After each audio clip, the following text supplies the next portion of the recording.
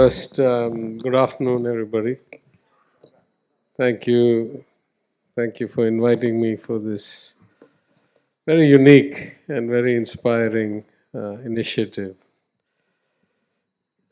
You know, I shouldn't expect anything less because I've come to know about both HCL and Srimati, the extent of strategic thinking and, unique perspective, planning way ahead and into places where most people don't venture.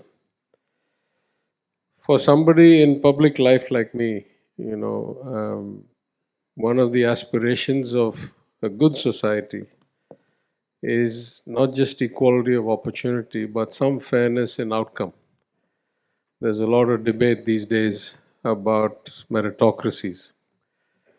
And as most of us know, the world is not a level playing field. From the day we're born to the opportunities we get, to the education we get, these are all highly skewed. There is no natural equity. Of course, we're all born human, and that's in our culture, especially in the Tamil culture. But from day one almost, we are shaped by our circumstances, by limitations, by opportunities. And in fact, the hallmark of a good democracy, of a good society, of a humane polity should be that everybody should get to realize the full value of their talents, of their potential. That is very easily said. It is very hard to do. In some countries, it's about racism. In some other countries, it's about belonging to a particular caste or a particular class. In some countries, it may be about gender. In some other countries, it may be about orientation.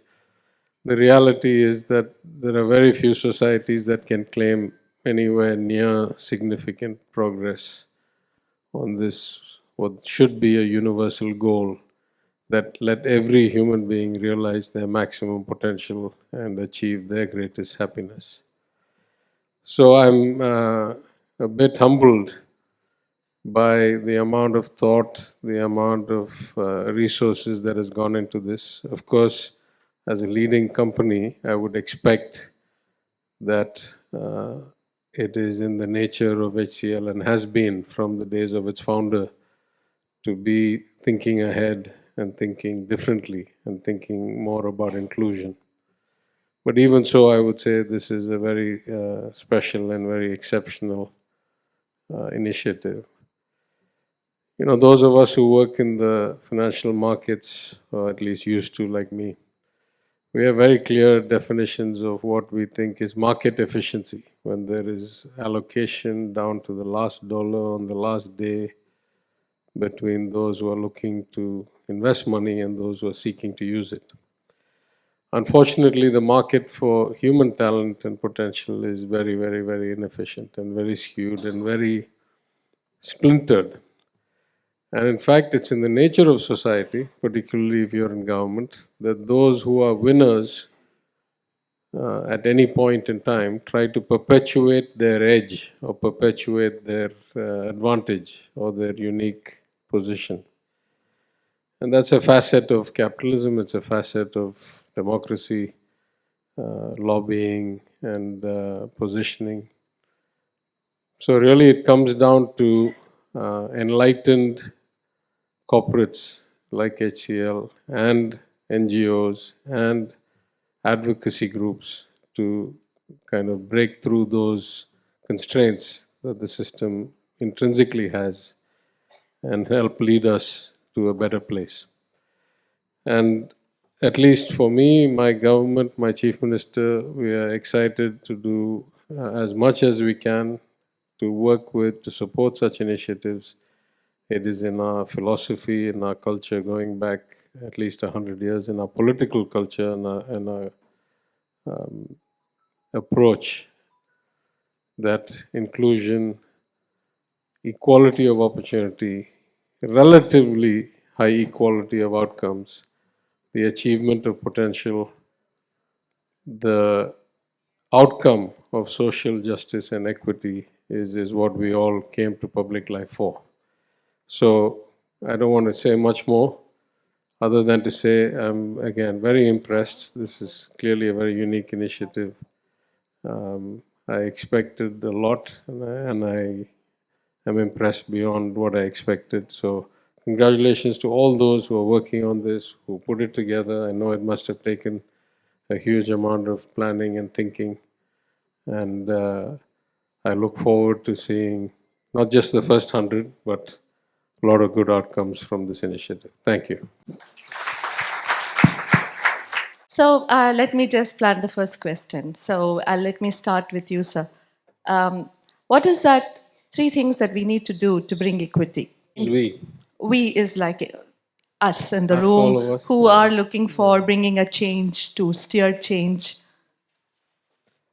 I think the first is to recognize that everybody is talented in different ways, right? Is that this whole notion that in our rote learning system you have some kind of exam and some grade, and based on this is how you determine who's going to what career and all that. I think is a very close-minded way of looking at it. Going back to the 1910s, 20s, as Ambika was saying from my PhD days in psychology, the notion of talent or intelligence even or capability is multidimensional. Some people are think visually, some people think numerically, some people are good at linguistic things, some people are good at logic things, some people can create music. So talent itself is a multifaceted thing, and we do everybody a disservice if we start looking at either qualifications or grades or anything, or school reports as the basis of any kind of ability. I think that's number one. Number two, as I say, a compassionate society, an advanced society, a caring society is one where everybody gets to realize whatever their talents are, and not, as I say, a wide range of talents. So I may be good at something completely different. For me to find the path to that is not a trivial kind of exercise or a probability. It needs a lot of people putting a lot of thought into gauging, what are the different kinds of possibilities. Um, how should this individual be encouraged? What kinds of support mechanisms or what kinds of exposures? Again, we're all limited by what we see, right? So there may be opportunities out there that people just don't get to see.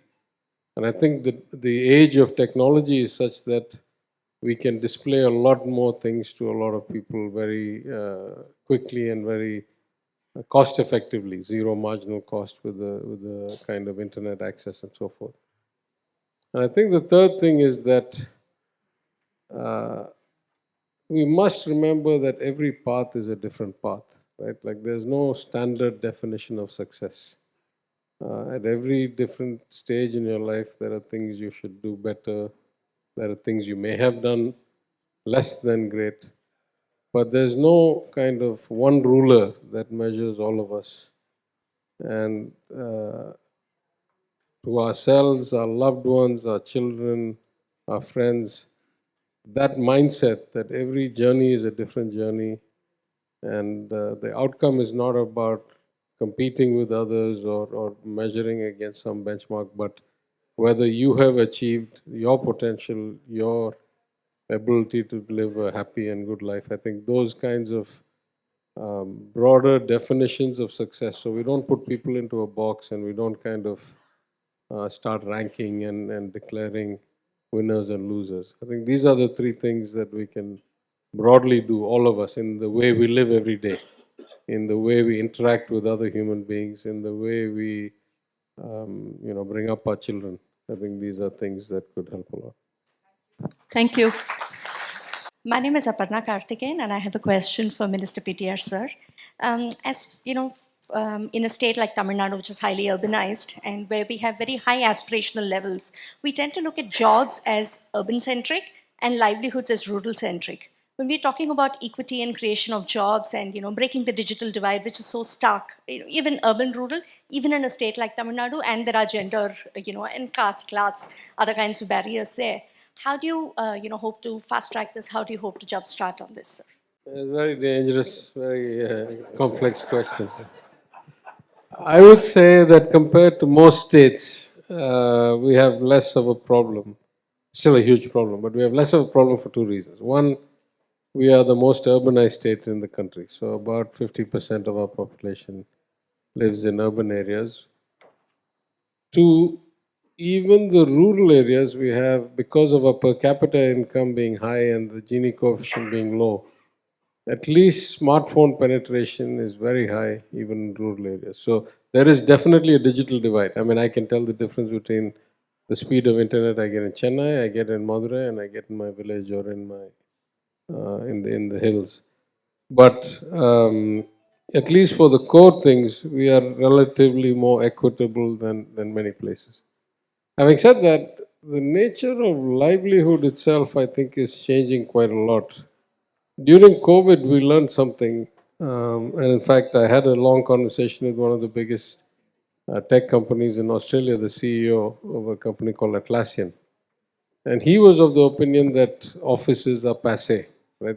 Everybody can work from home permanently, and that you will be able to. Therefore, he himself works on a farm some few hours out of the nearest metropolitan area, and he has like a satellite link because he needs the speed. But anyway, but maybe most of us can't afford that. But his view was that if you could bring people together on a regular basis, have a very disciplined kind of shared work culture online and through regular events, that you could do permanent office-less work. That's the holy grail, right? If you could do that, then you can sit in some small village in Madurai district and do the same work you're doing on Wall Street at the trading floor. In fact, I think we're a little bit further from that in the sense, I don't think it's the pipeline. I don't even think it's the skill set. I think what is the hardest to do is what you can do here is the acculturization, is to bring everybody here. You train them in 1 or 2 years, like the tech bee that we had. She didn't just learn from the class, she learned from being on the campus, she learned from the colleagues, she learned from the environment. And human nature is like that. I went to Wall Street at a very late age, and I didn't know half the words they were speaking there. But I didn't know what they meant. But in 6 months or a year, I got better, and then 5 years I was running a business. So I think this shared both culture and knowledge that is passed without you systematically thinking about it. These kinds of things are going to be location specific. I think this campus is a great example of that, right? You have whatever 35, 40,000 people working out of one place. You create some, gestalt out of this. There's something more than just the people being here. There's a culture here. There's an ecosystem here that leads to outcomes. That is very hard to recreate if I want to do it village by village, right?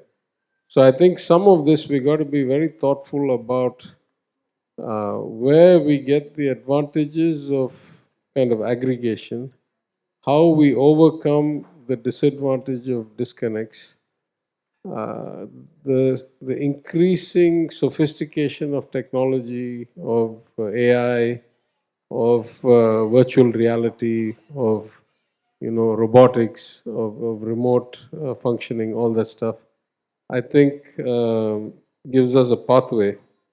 But right now we're just focused on skilling. We're just trying to move as many people up, whatever skill spectrum they choose, right? Whether it's mechanics or whether it's farm machinery implementation, or whether it's leather working or whatever it is. But that's the low level stuff. In the strategic thinking, this is the nature of collective work. That's the real nut to crack. Right? Can you do it without being collectively in one place? I'm not sure there's a clear vision yet for that. Yeah. Look at the way that policies of the government have been drafted over the last 2 years. It's all caste based and other stuff, right? So we have a demography of caste. census, whatever that is, reservation. I'm talking about reservation part. Never ever you've done based on what talent availability or mobility based on what people, what equity part. So is there a policy level intervention the government is trying to frame? I'm not sure it's 2 years, right? I would say that reservation started 100 plus years ago. Some form of reservation exists every state all over the country. The union government has reservations. Yes. I don't think it's a 2 year policy. I don't think it's our government's policy. I think It's a it's a central continuous one, yeah. policy. Correct. You see, we have two different issues at work here, right? Or at play here. One is, are you trying to match talent to kind of best fit role? Of course, there's no question of caste or community or gender. And we just this kind of career mapping or career counseling or adaptation should happen independent of all those things. Correct. And that I think we do. We're increasing. I started doing it in my constituency back when I was an MLA in 2016, which is providing guidance not just to the students but to the parents. Because you see, what a lot of people here must be first generation IT workers, particularly the tech Bs, right? So they cannot get advice or insight from their parents. Correct. Because we have made this dramatic shift. When I went to REC Trichy, what was then REC Trichy, where our corporate vice president went, I think the state of Tamil Nadu produced 3,000 something engineers. Now it produces like 2 lakh or some, it's just gone through. So that's a different problem. The community thing is a historic thing, right? In the sense that people who were historically oppressed or historically retarded or historically not given opportunities for hundreds or maybe a couple thousand years, the government has some policy. All governments and all states, including the union, have some policy to try and redress that. Yep. Because it takes a while. I mean, the point that Nasheed said is a very valid point. We only can see, or we are shaped by what we see, what we know, who we meet. And so it is hugely important in every community to have a forerunner, an example, somebody who provides the inspiration that I too can be. They came from my village, I also can be like that. Yes. It can be done. Correct. There is a barrier that has been broken. Somebody who can be consulted to show you how you go from here to there. It's not obvious, right? A role model kind of stuff. Lot of people in my urban constituency, the poorer sections, there was nobody to tell, like a class topper out of the corporation high school, what course she should do to best maximize her fit. And that's because of, it's economic now, but it is because probably she was the first time finishing school of anybody in her generation. So I think this lack of mentorship, lack of forerunners, lack of coattails, lack of connectivity is a big barrier. Those are, whether you like it or not, those are community and caste based. That is true. That's how the world was organized. It was hierarchical.